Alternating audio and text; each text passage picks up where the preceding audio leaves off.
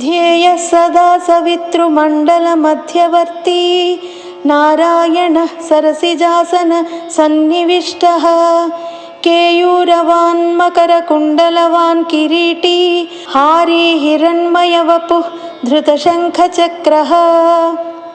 नमस्कारमन्त्राः। ॐ ह्रां मित्राय नमः। ॐ ह्रीं रवये नमः। ॐ ह्रूं सूर्याय नमः। ॐ ह्रैं भानवे नमः। ॐ ह्रौं खगाय नमः।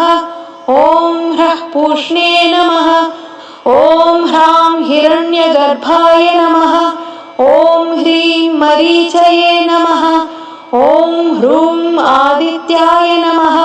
ॐ ह्रैं सवित्रे नमः। ॐ ह्रौं अर्काय नमः। ॐ ह्रः भास्कराय नमः। ॐ ह्रां ह्रीं ह्रूं ह्रैं ह्रौं ह्रः श्रीसवितृसूर्यनारायण नमः। आदित्यस्य नमस्कारान् ये कुर्वन्ति दिने दिने आयुः प्रज्ञां बलं वीर्यं तेजस्तेषां च जायते।